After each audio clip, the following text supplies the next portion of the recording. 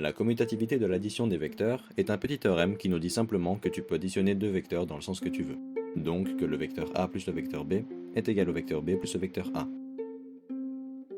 Regardons directement l'associativité de leur addition. Cet autre petit théorème nous dit qu'en fait, tu peux additionner autant de vecteurs que tu veux dans l'ordre que tu veux. Le vecteur résultant sera toujours égal. Il faut savoir que si tu additionnes deux vecteurs et qu'après tu multiplies le tout, c'est comme si tu avais d'abord distribué le nombre qui les multiplie, puis que tu les avais additionnés.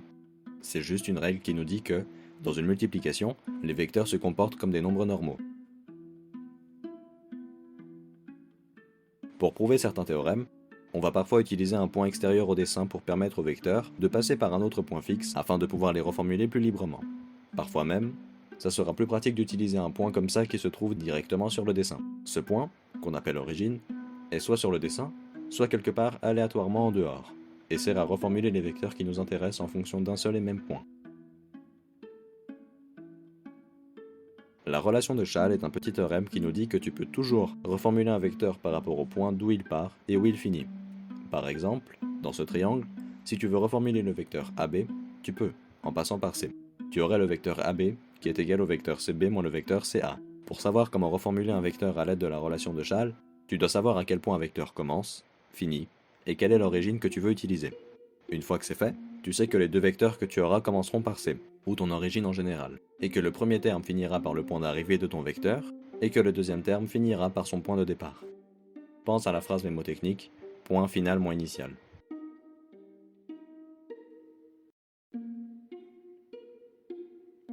La relation du point milieu est un petit théorème qui te dit que tu peux reformuler un vecteur, pour autant que tu aies un autre vecteur qui le coupe en deux. Par exemple, dans ce parallélogramme ABCD dont on connaît une diagonale, tu peux reformuler le vecteur qui part du sommet A et qui finit au milieu de la diagonale par rapport aux deux points entre lesquels la diagonale se trouve.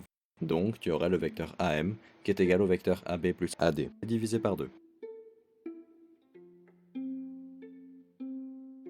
Il y a un outil important qui nous permet de savoir tout de suite si un quadrilatère est un parallélogramme ou pas. Si les vecteurs qui correspondent aux deux côtés opposés sont égaux, alors tu es sûr que la figure est un parallélogramme. C'est simplement dû au fait que, si ces deux côtés mesurent chacun autant et qu'ils sont parallèles, alors le segment qui rejoint leur extrémité de gauche, par exemple, ne peut qu'être égal à celui qui rejoint leur extrémité de droite. Évidemment, ça marche dans tous les sens, donc en retournant le parallélogramme comme tu veux aussi. La longueur d'un vecteur est quelque chose qui revient souvent, notamment avec le produit scalaire ou le déterminant. Sa longueur est un simple nombre qui se comporte comme tu en as l'habitude. Pour obtenir la valeur de ce nombre, et donc la longueur du vecteur, il y a plusieurs manières. Tu peux soit directement la mesurer avec une règle si ton dessin est impeccable, soit isoler la valeur absolue d'un vecteur dans une équation que tu connais, comme par exemple celle du produit scalaire, mais pour ça il te faudrait les coordonnées des vecteurs, soit utiliser le théorème de Pythagore. C'est la technique la plus courante. Si tu as les coordonnées d'un vecteur, alors tu as la distance horizontale et celle verticale qui sépare le point initial et celui d'arrivée du vecteur. Autrement dit, tu as un triangle rectangle. Donc, pour calculer la longueur du vecteur, qui est une hypoténuse, il suffit d'appliquer le théorème de Pythagore. Le premier cathète représente la coordonnée horizontale du vecteur et le second cathète représente sa coordonnée verticale. Évidemment, l'ordre ne change rien. Tu as donc la longueur du vecteur A au carré, qui est égale à A1 au carré plus A2 au carré. En mettant le côté droit sous racine, tu trouves la longueur du vecteur. Lorsque deux vecteurs sont perpendiculaires, leur produit scalaire vaut 0. Pour faire le produit scalaire de deux vecteurs, et donc les multiplier, il faut, par définition, d'abord multiplier la longueur de chacun, puis le cosinus de l'angle qui sépare les vecteurs. Si les vecteurs sont perpendiculaires, l'angle qui les sépare est soit de 90 degrés, soit de 270 degrés, et le cosinus de ces angles vaut 0. Puisque, dans le produit scalaire on a une multiplication de trois termes, il suffit que l'un d'entre eux soit égal à 0 pour annuler le tout. En l'occurrence, c'est le cas quand les vecteurs sont perpendiculaires. Lorsque deux vecteurs sont parallèles, leur déterminant vaut 0. Pour faire le déterminant de deux vecteurs, il faut, par définition, d'abord multiplier la longueur de chacun, puis le sinus de l'angle qui sépare les vecteurs. Si les vecteurs sont parallèles, l'angle qui les sépare est soit de 0 degré, soit de 180 degrés, et le sinus de ces angles vaut 0. Puisque dans le déterminant, on a une multiplication de trois termes, il suffit que l'un d'entre eux soit égal à 0 pour annuler le tout. En l'occurrence, c'est le cas quand les vecteurs sont parallèles.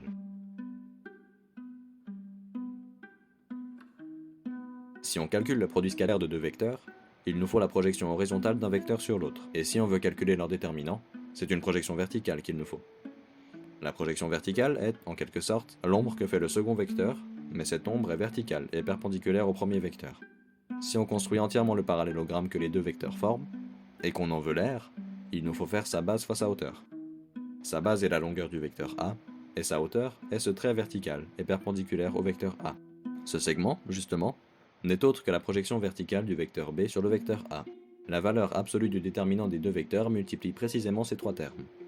Je dis valeur absolue car l'angle peut aussi être négatif, et donc son sinus l'est aussi, ce qui donne une aire négative, ce qui est concrètement impossible. La valeur absolue permet de ne pas prendre en compte les signes. Autrement dit, multiplier la longueur du vecteur A, donc la base de ce parallélogramme, à la longueur du vecteur B et du sinus de l'angle, donc la hauteur de ce même parallélogramme, nous permet de trouver son aire.